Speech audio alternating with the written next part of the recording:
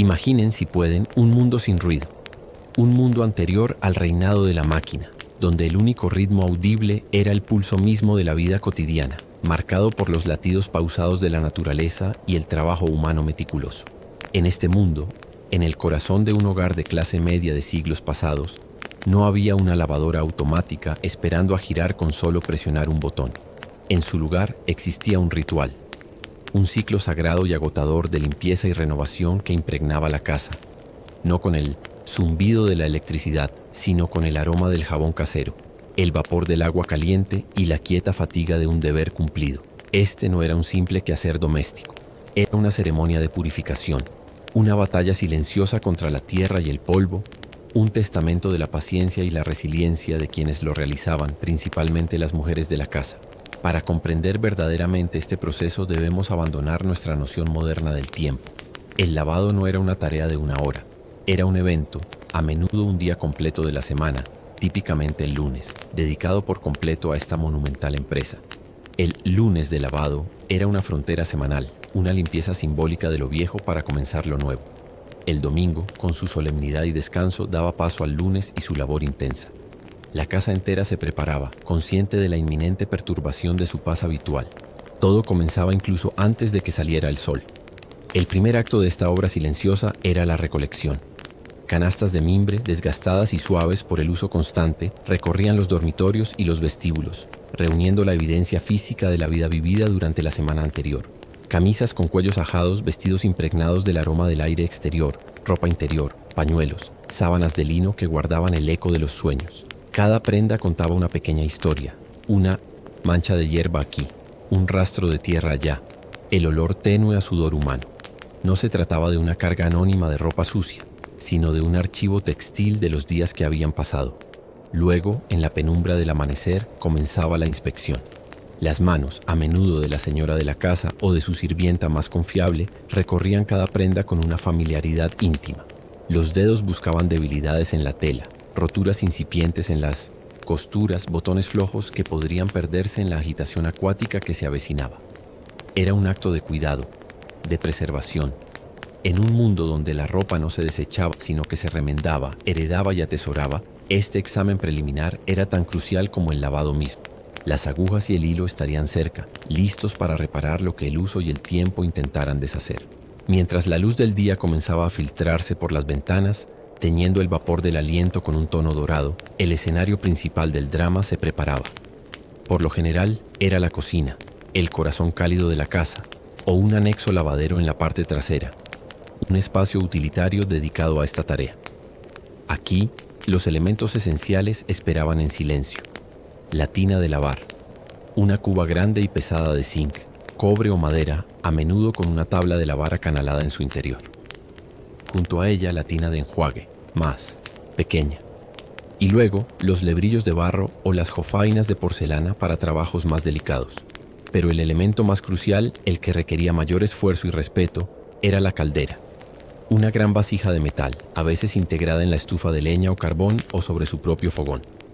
Dentro de ella, el agua esperaba fría e indiferente, extraída a mano del pozo o de la bomba del patio. Calentar el agua era la primera gran tarea física del día.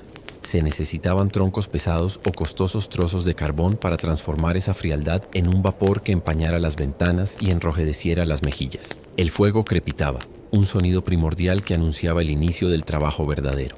El agua pasaba de ser fría a tibia y finalmente a caliente, casi hirviendo, lista para aceptar su carga de suciedad y devolver la pureza. Y luego estaba el jabón. No una pastilla perfumada y colorida de la tienda, sino un artículo a menudo hecho en casa, un producto de la economía doméstica. Se elaboraba con grasas animales sobrantes y lejía, cocinándose en una gran olla hasta alcanzar una consistencia espesa y gelatinosa que luego se cortaba en bloques ásperos y opacos. Su olor era terroso, limpio pero no dulce, con un tenue aroma a humo y grasa. O para las familias más acomodadas, quizás había jabón de aceite de oliva comprado, más suave, pero igualmente funcional. Este jabón se rallaba con un cuchillo en copos delgados que se disolverían más fácilmente en el agua caliente, creando una solución lechosa que sería el elixir mágico de esta transformación. El acto de sumergir la ropa en esa agua humeante era un momento de profunda satisfacción. El vapor se elevaba en espirales, llevando consigo el primer aroma a limpio. La ropa, inicialmente repelente al agua, se hundía lentamente, absorbiendo el calor y la solución jabonosa. Las manos, protegidas a veces con guantes de goma rudimentarios, pero a menudo simplemente endurecidas por la costumbre, hundían las prendas en el agua caliente, asegurándose de que cada fibra quedara saturada. Era un gesto que conectaba a la persona con los elementos más básicos: fuego, agua, tierra en forma de suciedad y aire, el vapor que se elevaba. Era un comienzo. Entonces comenzaba la parte más ardua del trabajo: el fregado. La ropa se sacaba del agua jabonosa y se colocaba sobre la tabla de lavar, una superficie acanalada de madera o zinc que se inclinaba dentro de la tina. Con una pastilla de jabón o un cepillo de cerdas duras, cada prenda era sometida a un masaje vigoroso y metódico. Se frotaba contra las ranuras de la tabla, de arriba a abajo, una y otra vez. El sonido era un shh, shh, shh, rítmico y constante, el sonido de la suciedad siendo desalojada. Para las manchas más rebeldes, se aplicaba jabón directamente y se frotaba con más fuerza, a veces con la ayuda de un poco de sal o un chorro de vinagre, los trucos ancestrales de la sabiduría doméstica, los cuellos y puños de las camisas, los dobladillos de los vestidos que barrieron el suelo, los calcetines embarrados. Estas eran las zonas de batalla. Aquí es donde la paciencia y la fuerza física se ponían a prueba. Los músculos de los brazos y la espalda se quejaban, pero el ritmo continuaba. No había prisa, solo persistencia. Era una meditación en movimiento, una tarea tan repetitiva que la mente podía vaciarse, enfocándose únicamente en la textura de la tela mojada, el sonido del fregado y el calor que emanaba de la tina.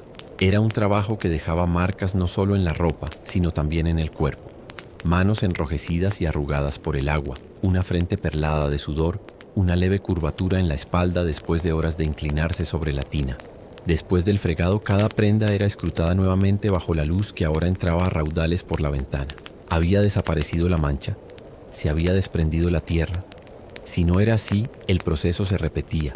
No había lugar para la mediocridad.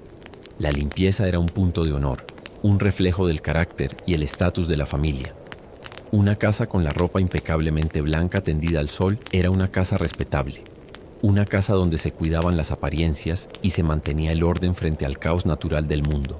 Una vez que se consideraba limpia, la prenda pasaba por las primeras manos de exprimido. Se retorcía con fuerza, a menudo entre dos personas que giraban en direcciones opuestas, torciendo la tela para expulsar la mayor cantidad posible de agua sucia y jabón.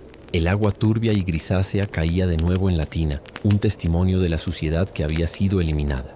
Este agua, ahora cargada de tierra y jabón usado, a menudo se reservaba para una primera pasada de ropa particularmente sucia, como trapos de piso o overoles de trabajo, en un esfuerzo por economizar cada onza de jabón y cada gota de agua caliente. Nada se desperdiciaba. Luego, la ropa, ahora pesada y retorcida en formas extrañas, era trasladada a la tina de enjuague. Aquí, en agua fresca y limpia, a menudo varias veces cambiada, se removía y sumergía para liberarla de todo rastro de jabón. Era un acto de purificación final. El agua clara arrastraba las últimas partículas de suciedad y los residuos espumosos, dejando la tela limpia y fresca. El sonido del agua clara salpicando era diferente, más ligero y musical que el chapoteo sordo del agua jabonosa. Y finalmente, el último y quizás más satisfactorio acto de esta primera fase, el escurrido final.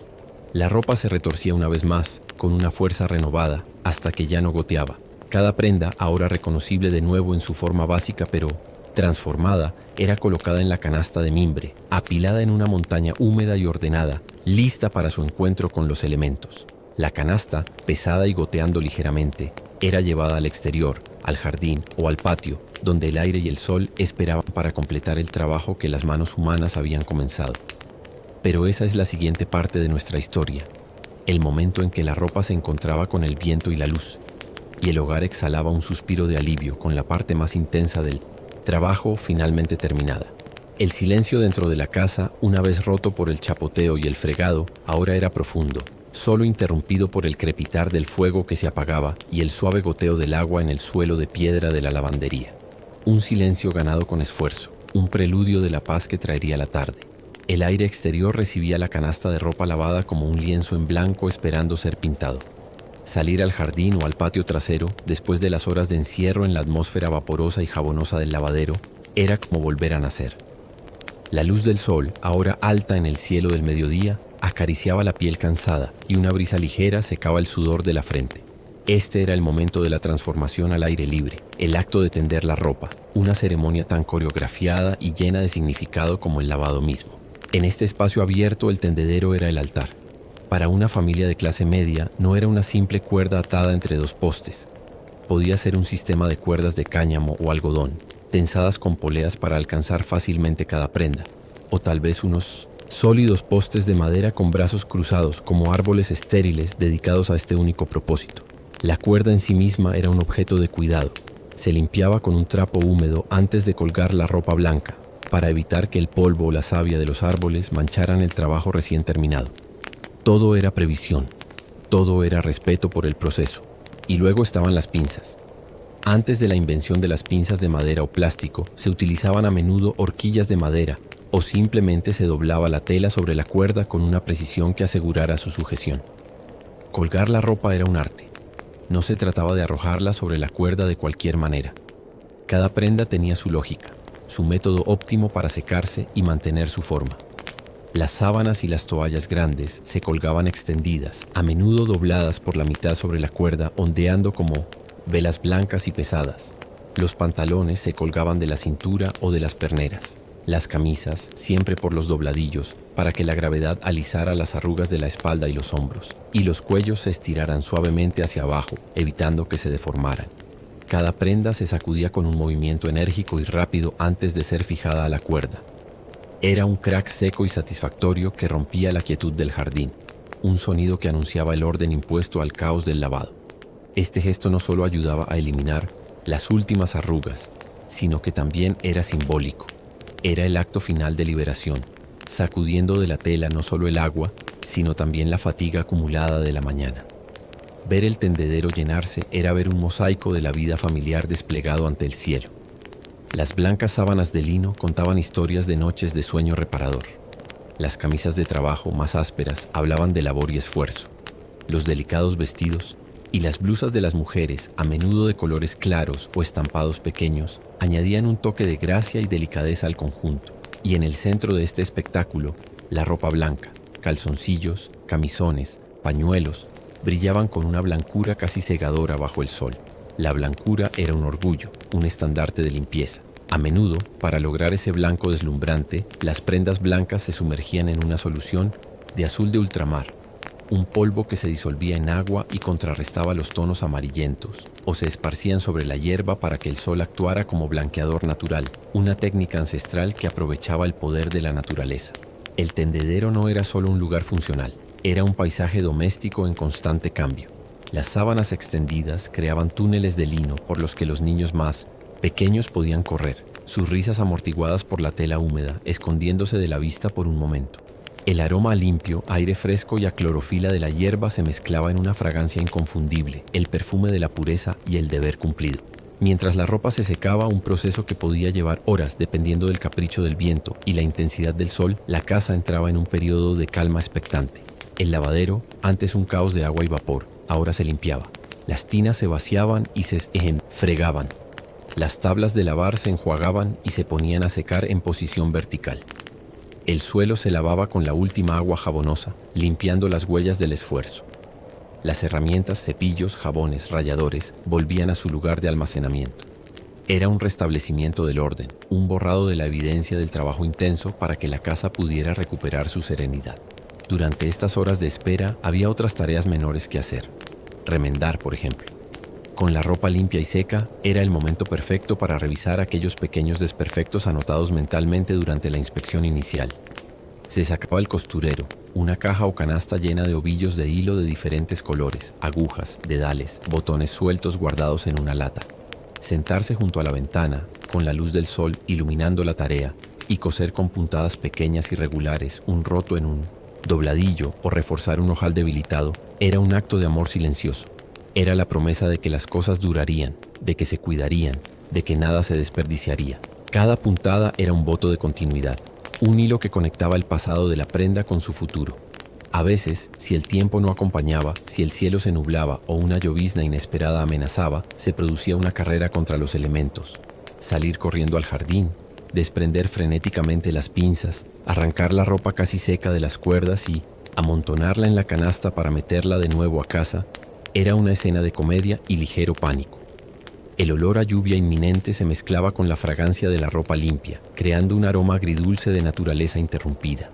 Pero cuando el sol persistía y la brisa acariciaba la ropa, el proceso de secado era un espectáculo de una belleza hipnótica. La ropa colgada se movía con una vida propia.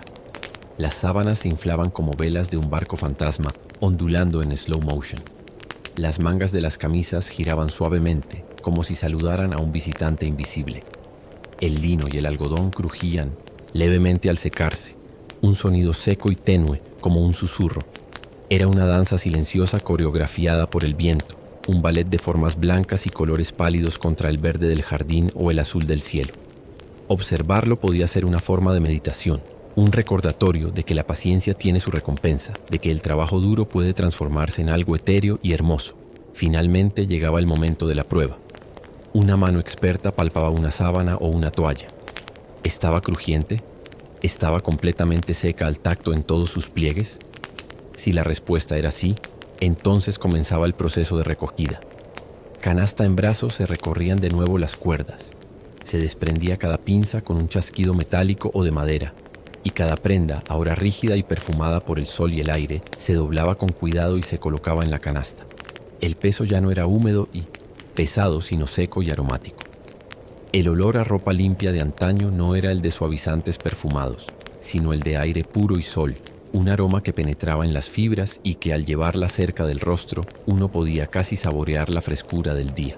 Llenar la canasta con este tesoro de limpieza era la culminación de horas de esfuerzo. La ropa estaba limpia, había sido purificada por el agua, el jabón, el sol y el viento. Había completado su ciclo, pero la ceremonia aún no había terminado. Ahora, la ropa debía ser devuelta a su lugar en el mundo, a los armarios y cómodas, doblada y ordenada, lista para ser vestida de nuevo, para comenzar un nuevo ciclo de vida y, inevitablemente, de suciedad. El acto de planchado, de alisar las últimas arrugas dejadas por el tendedero, sería la última etapa de este largo viaje, el toque final que convertiría una tarea utilitaria en un acto de cuidado y belleza doméstica. Pero esa es una historia para el siguiente capítulo, la historia del hierro caliente y el vapor, del orden final impuesto al caos del mundo exterior. La canasta de ropa seca, impregnada de la esencia del sol y el aire libre, era llevada al interior como un tesoro conquistado. Su aroma limpio, fresco y terroso a la vez llenaba la estancia anunciando el inicio de la fase final del ritual. La ropa ya estaba purificada, pero aún llevaba consigo las marcas de su encuentro con los elementos, las arrugas y pliegues que el viento y el propio peso de la tela húmeda habían grabado en su superficie. Suprimir estas últimas huellas del proceso requería una nueva ceremonia, una que combinaba el calor, el vapor y la presión metódica de las manos humanas. Era la hora de la plancha. En el corazón de la casa, generalmente en la sala o en un cuarto de costura, se preparaba el espacio para esta tarea. No era un acto rápido.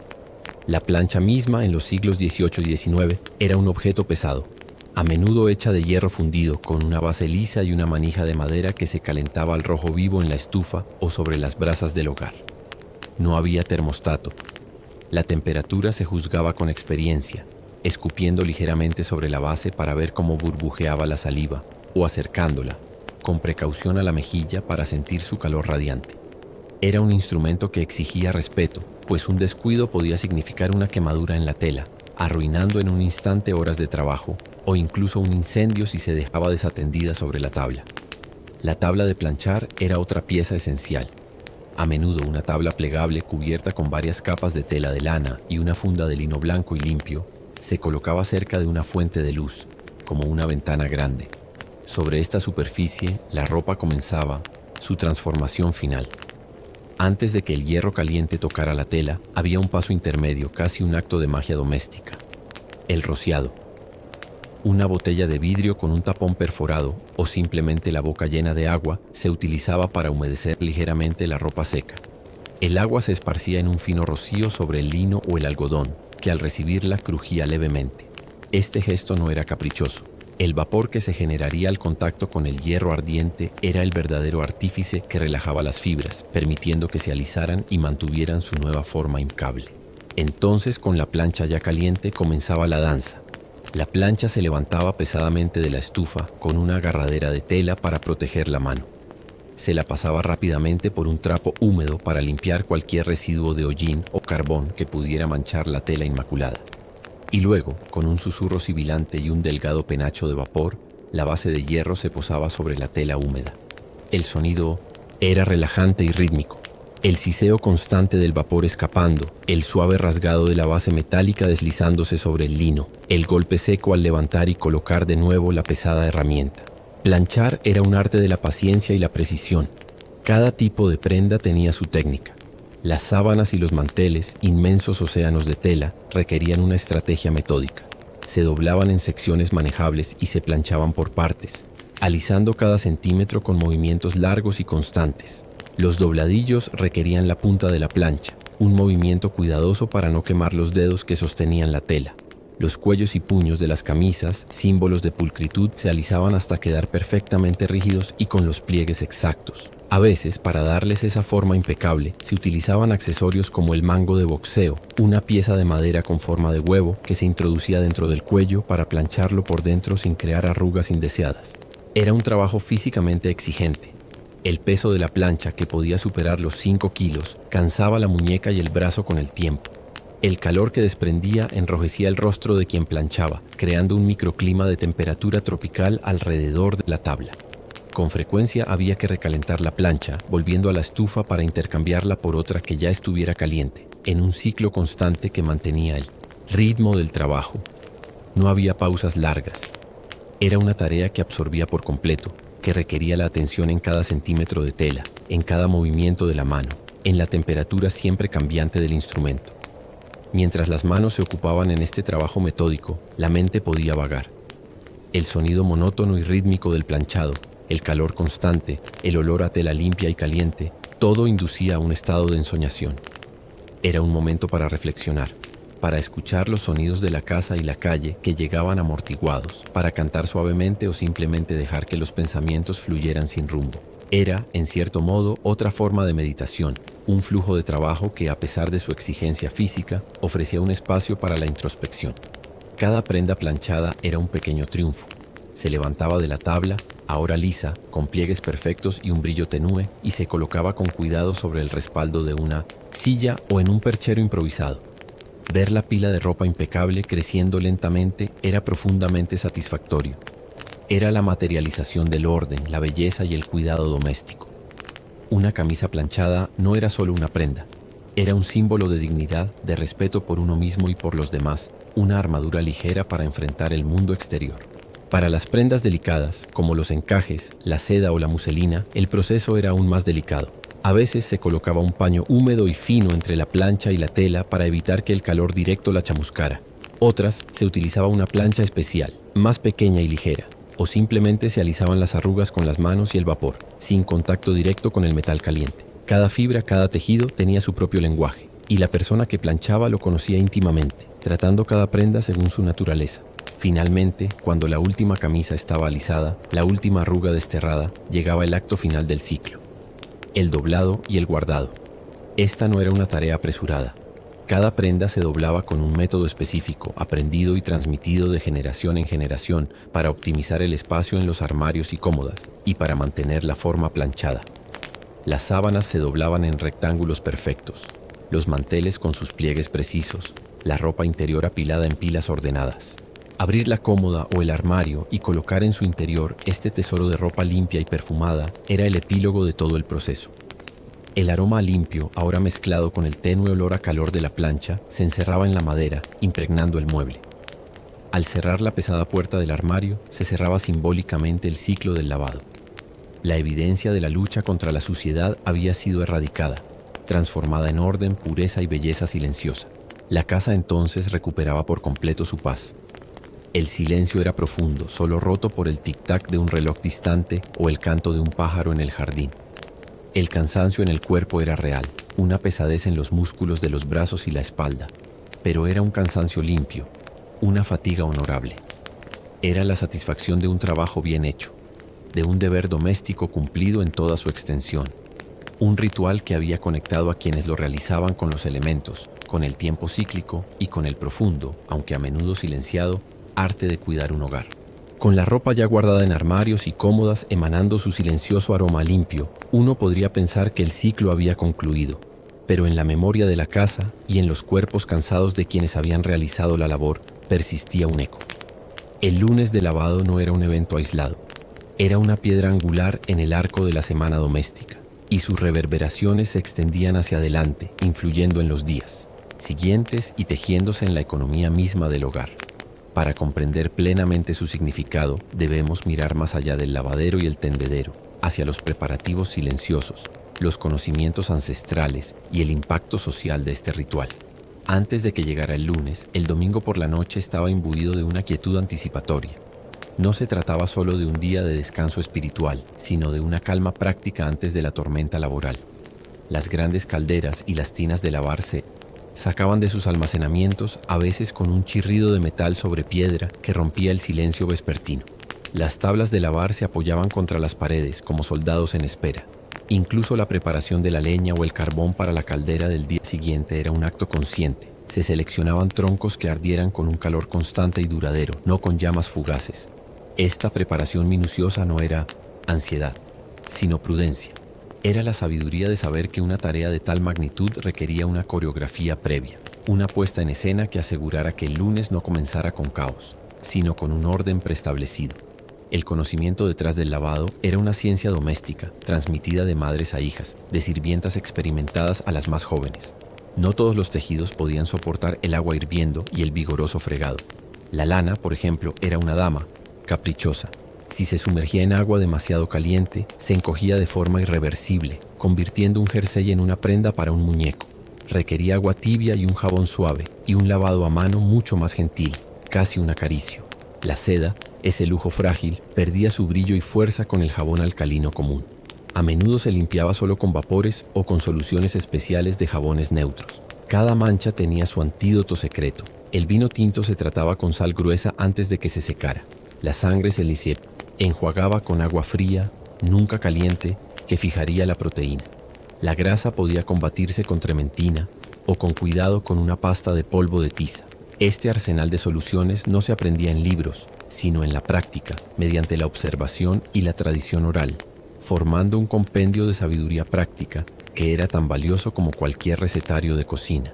El impacto de este día en la vida de las mujeres de la casa, típicamente las encargadas de esta tarea, era profundo. Para la señora de una casa de clase media sin sirvienta, el lunes de lavado era un día de agotamiento físico total. Era común escuchar expresiones como estar molida o hecha polvo después del lavado. El dolor de espalda por estar inclinada durante horas. El dolor en los hombros por levantar la ropa empapada y las pesadas planchas, y las manos ásperas, enrojecidas y a veces agrietadas, eran la factura física de la pulcritud. Para las mujeres con sirvientas, aunque la carga física se delegaba, la carga de la supervisión, la organización y la responsabilidad final seguía siendo suya. Era ella quien inspeccionaba la ropa al final, quien aseguraba que los estándares de la casa se mantuvieran. Para la lavandera, ya fuera una sirvienta interna o una mujer que trabajaba por días, el lavado era su identidad y su cruz. Era un trabajo duro, mal pagado y que conllevaba un estigma social. Sus manos, siempre en agua y jabón, delataban su oficio. Su espalda, a menudo encorvada, contaba la historia de incontables horas sobre la tina. Sin embargo, dentro de esa dificultad había un orgullo profesional. Una lavandera diestra podía devolver la blancura a un lino amarillento, podía quitar una mancha que parecía imposible y podía planchar una camisa con una perfección que rivalizaba con la de una tienda de lujo. Era una artesana de la limpieza y su habilidad era esencial para el funcionamiento y la reputación de la familia para la que trabajaba. El lunes de lavado también estructuraba la semana social y doméstica. El martes, a menudo dedicado a la plancha, era un día de trabajo más tranquilo pero aún intenso. El miércoles podía ser para coser y remendar, reparando el desgaste natural de la ropa. El jueves tal vez para una limpieza a fondo de las habitaciones. El viernes para preparaciones para el fin de semana. Y el sábado para hornear y los últimos preparativos. El domingo, de nuevo, el descanso. El lavado era el pilar, el día más intenso a partir del cual se medía el resto de la labor semanal. Era una frontera temporal tan clara como el domingo mismo. Económicamente, el ciclo del lavado era un microcosmos de la economía doméstica preindustrial. El jabón se hacía en casa con grasas y cenizas, reciclando desechos. El agua se extraía manualmente del pozo, un bien preciado que no se desperdiciaba. La ropa se reparaba una y otra vez, hasta que los trapos demasiado gastados se convertían en bayetas para limpiar o en material para colchas. El calor provenía de la misma estufa que cocinaba la comida. Nada se desperdiciaba. Todo se reutilizaba o reciclaba en un ciclo cerrado de recursos. Este proceso enseñaba por necesidad un profundo respeto por los objetos y los materiales, una lección de frugalidad y sostenibilidad mucho antes de que la palabra se pusiera de moda. Finalmente, existía una dimensión casi espiritual en esta rutina. El ciclo de ensuciar y purificar, de desordenar y ordenar, era un reflejo de los ciclos más grandes de la vida y la naturaleza. El agua, el fuego, el aire y la tierra, en la forma del jabón y la suciedad, se unían en este ritual doméstico. Era un acto de renovación constante, no solo de la ropa, sino del hogar mismo. Al limpiar las huellas de la semana anterior, la familia se preparaba simbólicamente para un nuevo comienzo, para una semana fresca, pura y ordenada. Era una batalla constante contra el caos, una afirmación silenciosa pero persistente de que el cuidado, el orden y la belleza podían prevalecer sobre el desgaste y la decadencia naturales. Esta lucha, esta ceremonia semanal, era un testimonio silencioso de la resiliencia y la tenacidad del espíritu humano en la esfera más íntima de su existencia, el hogar. El ritual del lavado, en su esencia, era más que una simple lucha contra la suciedad. Era un lenguaje silencioso a través del cual se expresaban las jerarquías, los afectos y las tensiones no dichas dentro del hogar. Cada prenda contaba una historia no solo de su uso, sino también de la persona que la portaba y de su lugar en el mundo doméstico. La ropa blanca, inmaculada y abundante era el estandarte de la respetabilidad de la familia, una prueba visible de que podían permitirse el lujo de mantener un nivel de limpieza que raya en lo ceremonial. Pero detrás de esta fachada de pulcritud existía un mundo de distinciones sutiles. La ropa interior, por ejemplo, era un territorio íntimo. Su lavado era un asunto de discreción. Las camisas de dormir, las enaguas, los calzoncillos se trataban con un cuidado casi reverencial, a menudo lavados por separado o en una tanda reservada para las prendas más delicadas y personales. Manipular la ropa interior de otra persona, especialmente de los miembros masculinos de la familia o de los invitados, era un acto que requería una gran confianza y que reflejaba la profunda intimidad y, a veces, la vulnerabilidad inherente a las relaciones domésticas. Para la lavandera era una de las muchas tareas que borraban las fronteras entre lo público y lo privado, entre el servicio y la intrusión. Las prendas de los niños contaban la historia de la infancia en la casa. Pequeños vestidos con bordados delicados, diminutos pantalones con rodilleras embarradas, pequeños calcetines que parecían resistirse obstinadamente a permanecer pareados. Lavar esta ropa era un acto de cuidado hacia la futura generación, pero también un recordatorio constante del ciclo de la vida y del desgaste que implicaba la crianza. Una mancha de fruta en un vestido nuevo podía ser motivo de frustración, pero también un recuerdo efímero de un verano feliz, un detalle que, quizás, solo la madre notaría y recordaría con una sonrisa años después. Luego estaban las prendas de luto. El negro profundo y absorbente de un vestido de viuda o una corbata de luto imponía un respeto silencioso durante el lavado. Esta ropa no podía simplemente blanquearse ni perfumarse con el aroma alegre del sol. Requería un jabón especial para no desteñirla o apagarla, y a menudo se planchaba con un cuidado adicional, como si el propio acto fuera un tributo al ser perdido. El luto no solo era una emoción, era un estado físico que se vestía, y por lo tanto también se lavaba, impregnando el ciclo doméstico con su peso emocional. El tendedero, aquel lienzo doméstico expuesto a la vista de vecinos y transeúntes, era también un medio de comunicación no verbal. La cantidad y calidad de la ropa colgada hablaban del estatus de la familia. Un tendedero repleto de sábanas blancas y ropa de trabajo anunciaba una familia numerosa y laboriosa. La aparición de una prenda nueva o de un color particular podía ser el tema de conversación del día. La ausencia de ropa un lunes podía indicar enfermedad o viaje. Y una mancha persistente en una sábana, visible para todos, podía ser una pequeña vergüenza doméstica. Era una exposición pública de la privacidad de la familia, una galería al aire libre donde se juzgaba silenciosamente la habilidad y la moral de la ama de casa. Dentro de la casa, el sonido del lavado marcaba la acústica del lunes, el chapoteo rítmico del agua en la tina, el shhh, shhh del fregado en la tabla, el crujido de la ropa al ser retorcida, el chasquido de las pinzas de madera. Todos estos sonidos formaban una sinfonía de trabajo que llenaba la casa. Para los niños que crecían en este entorno, estos sonidos se convertían en la banda sonora de su infancia, un ruido de fondo familiar y tranquilizador que significaba el orden inmutable de las cosas, el ritmo seguro de la semana. La desaparición de estos sonidos en un día de enfermedad o festivo hacía que la casa se sintiera extrañamente vacía y silenciosa. El final del lunes de lavado no era un punto final, sino un suspiro profundo y colectivo. Cuando las últimas gotas de agua eran fregadas del suelo del lavadero y la última prenda, planchada, encontraba su lugar en el armario, una paz profunda descendía sobre la casa. Era una paz ganada con esfuerzo, una fatiga que era casi un lujo. El cuerpo, agotado, encontraba un descanso más profundo esa noche. La mente, liberada de la intensa concentración en la tarea, podía por fin relajarse. Al acostarse en sábanas que olían a sol y a plancha, frescas y crujientes al tacto, uno podía sentir la culminación de todo el proceso. No era solo comodidad física, era una sensación de logro, de haber participado directa o indirectamente en un ritual que mantenía a raya el caos. Era la recompensa tangible a un día de esfuerzo. El contacto de esa tela limpia con la piel era el último eslabón en la cadena, un recordatorio sensual de que el cuidado y el trabajo duro tenían una recompensa inmediata y profundamente placentera. Así, el ciclo del lavado se cerraba, solo para comenzar de nuevo la semana siguiente. Pero en cada ciclo se reforzaban los lazos familiares, se transmitían conocimientos, se afirmaba la identidad social y se mantenía la frágil pero esencial barrera entre el hogar y el mundo exterior. Era un ritual de resistencia, de belleza en la monotonía y de significado en la tarea más mundana. Una ceremonia larga, tediosa y agotadora, sin duda, pero también una de las que gota a gota, planchada a planchada, construía el mismísimo tejido del hogar. Con el paso de las estaciones, el ritual del lavado se adaptaba, mostrando un nuevo rostro según la voluntad del cielo y la tierra. No era la misma ceremonia bajo el sol abrasador del agosto que en la penumbra gélida de un enero helado. La naturaleza, esa compañera silenciosa y a veces despiadada, era la directora de orquesta no oficial de este ciclo doméstico, imponiendo sus propias reglas y desafíos. En pleno verano, el lavado podía ser una prueba de resistencia al calor. El fuego de la estufa, necesario para calentar el agua, convertía la lavandería o la cocina en un infierno. El aire, pesado y húmedo por el vapor, se hacía casi irrespirable.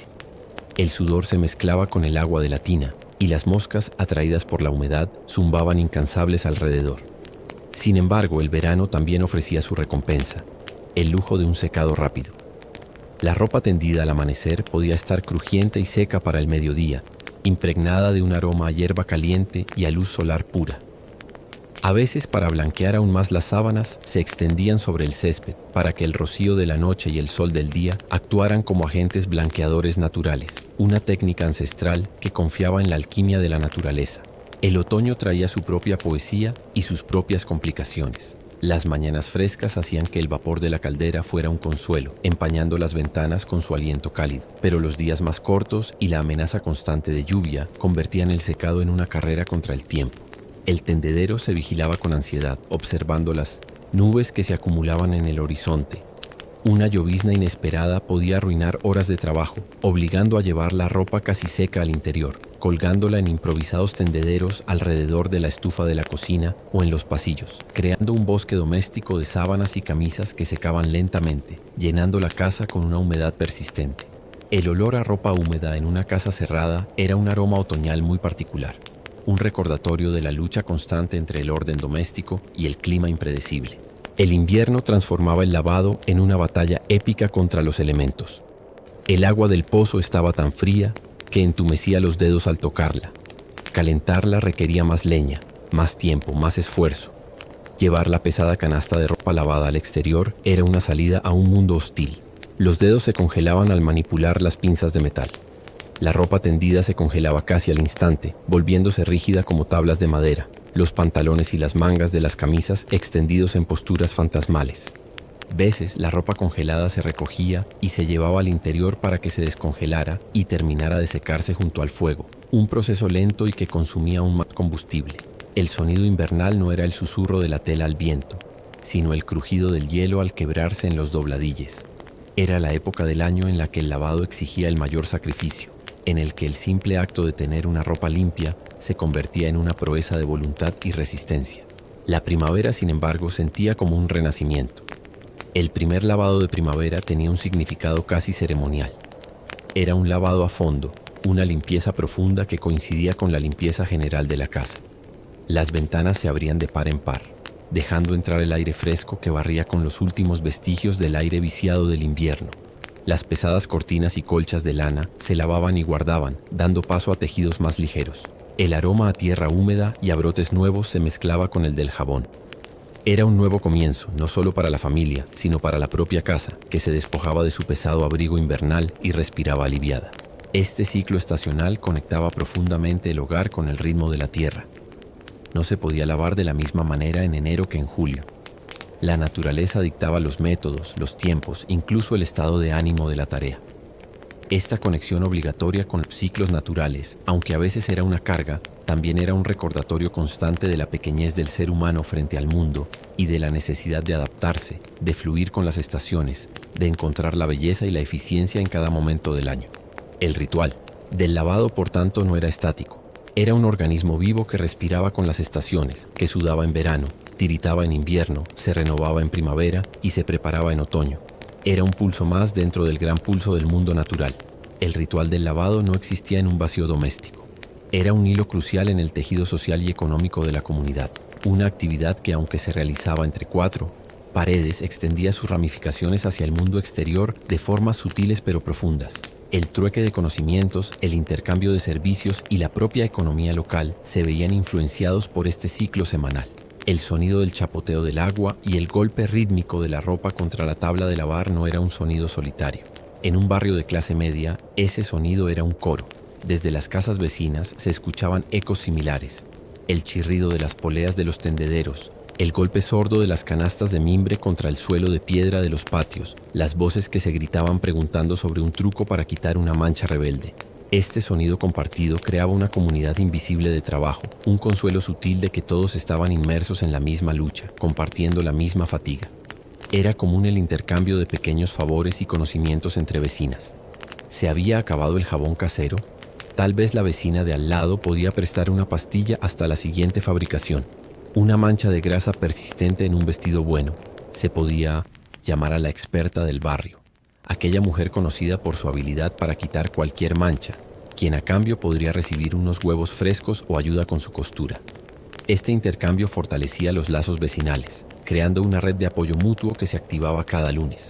El lavadero era, en esencia, una escuela informal donde las mujeres jóvenes aprendían de las mayores, donde se transmitían no solo técnicas, sino también confidencias y consejos de vida. Más allá del ámbito doméstico, el lavado sostenía una pequeña economía paralela. El cartero, el lechero o el vendedor de carbón que pasaban por la calle los lunes sabían que era un día de gran actividad detrás de las puertas cerradas. Los fabricantes de tinas de zinc, de tablas de lavar acanaladas, de jabones comerciales para quienes no podían fabricar los suyos, de las pesadas planchas de hierro fundido, todos dependían de la perpetuación de este ritual.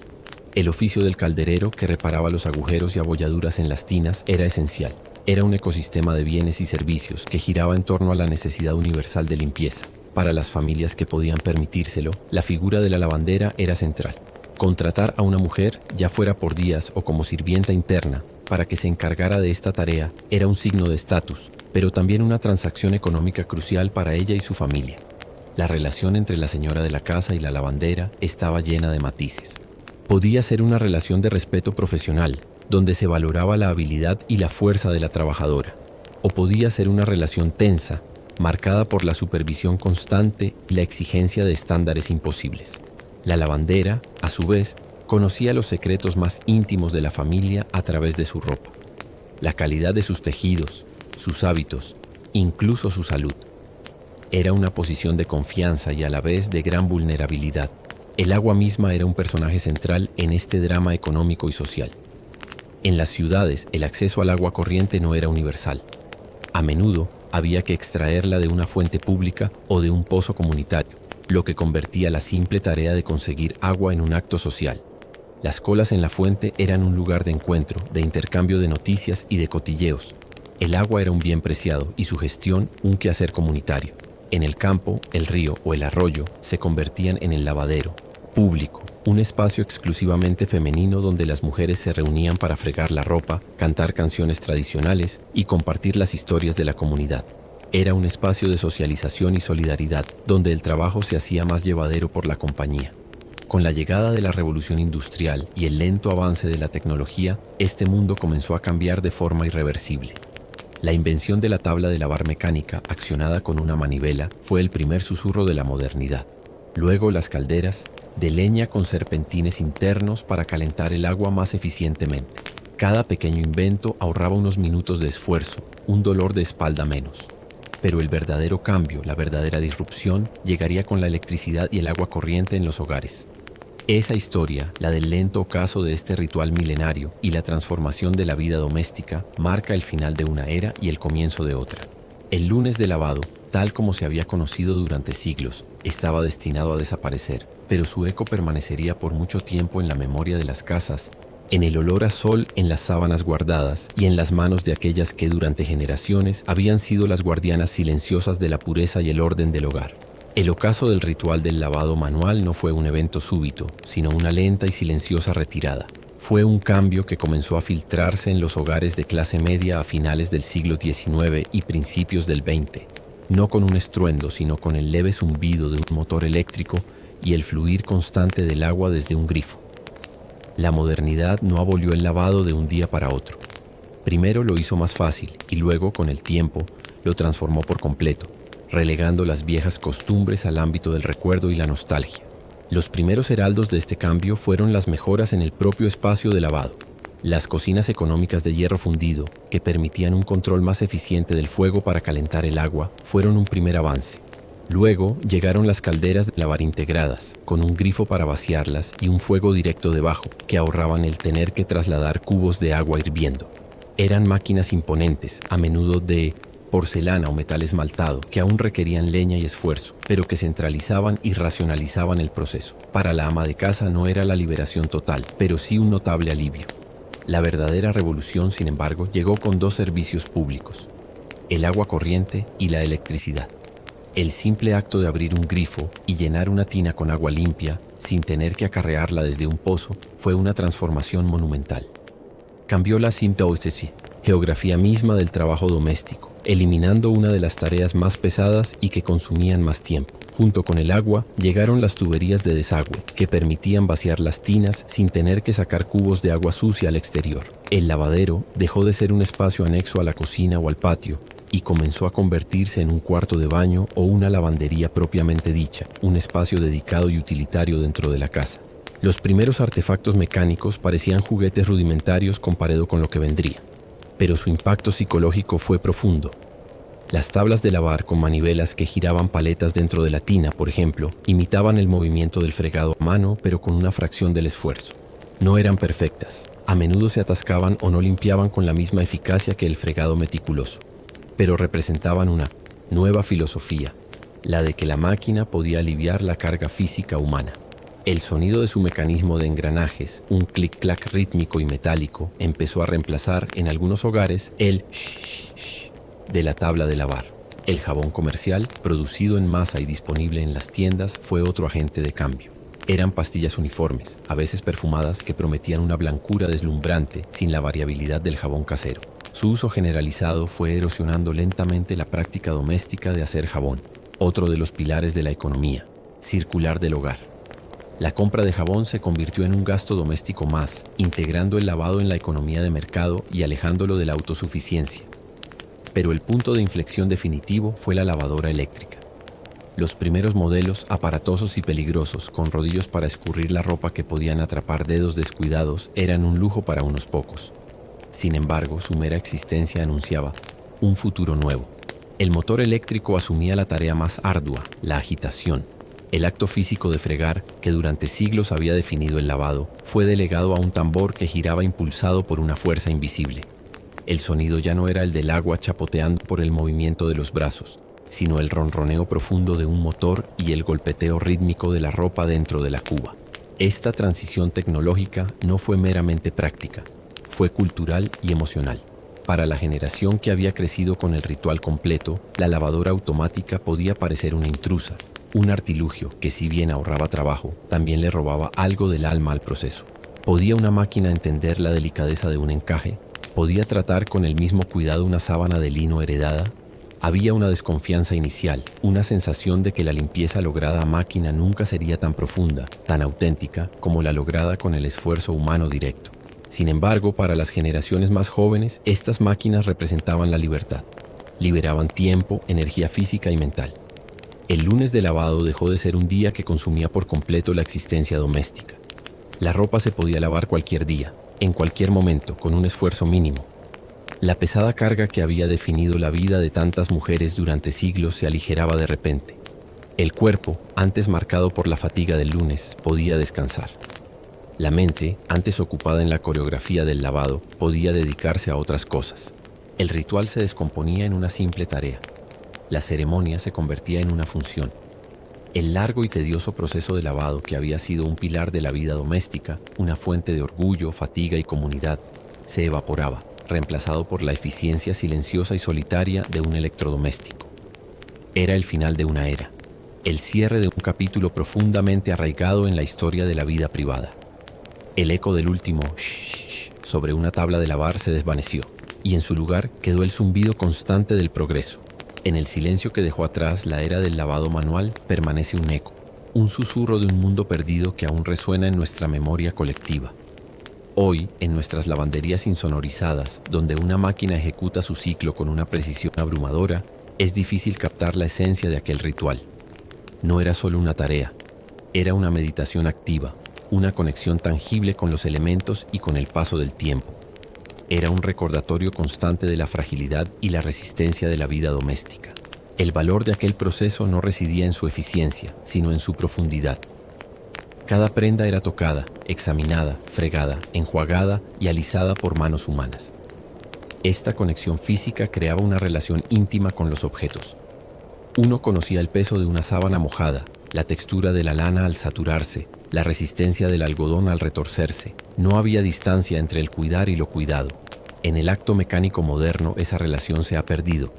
La ropa es una carga anónima y el cuidado un proceso abstracto ejecutado detrás de una puerta de cristal. Aquel ciclo semanal imponía un ritmo a la vida, una pausa forzosa y laboriosa. El lunes de lavado era una frontera temporal infranqueable. Estructuraba la semana, creando un orden predecible y reconfortante. En nuestra era de inmediatez, donde cualquier tarea puede realizarse en cualquier momento con un mínimo esfuerzo, hemos ganado libertad, pero quizás hemos perdido el ritmo ceremonial que anclaba las semanas y las estaciones a un ciclo natural y doméstico. La paciencia, forjada en la repetición de movimientos y en la espera del secado al sol, era una virtud cultivada por necesidad. Era también un ritual de comunidad invisible. El sonido del lavado en las casas vecinas, el intercambio de saberes entre mujeres, el tendedero como galería pública de la vida privada, creaban un tejido social denso y de apoyo mutuo. Era una carga compartida, incluso en la soledad de cada hogar. La lavadora moderna, en cambio, es un electrodoméstico solitario. Ha privatizado y aislado por completo un acto que durante siglos tuvo una dimensión comunal palpable. El conocimiento mismo, esa ciencia doméstica transmitida de generación en generación, se ha desvanecido. ¿Quién recuerda ya cómo tratar una mancha de hierba con sal o cómo blanquear el lino extendiéndolo sobre el césped? Ese vasto archivo de sabiduría práctica, acumulado durante siglos de experiencia, ha sido reemplazado por las instrucciones de una etiqueta y los programas estandarizados de una máquina. Hemos delegado no solo el esfuerzo, sino también el saber. Al final, el largo y tedioso proceso del lavado en el hogar de clase media no era solo una lucha contra la suciedad. Era un acto de significado. Era un testimonio de la tenacidad humana, de la búsqueda de belleza y orden en la cotidianidad, de la conexión con la naturaleza a través del agua, el fuego, el aire y la tierra. Era un lenguaje silencioso de cuidado, un vínculo físico con los objetos que poseíamos y un ritmo ceremonial que daba forma al tiempo. Al cerrar la puerta de la lavadora y oír su zumbido, hemos ganado comodidad y tiempo, bienes inestimables. Pero al despedirnos de aquel ritual, perdimos algo más etéreo y difícil de definir. La satisfacción profunda y cansada de un trabajo corporal completo, la paciencia tejida en la tela de los días y el eco de un susurro jabonoso que durante siglos contó la historia silenciosa del cuidado del hogar.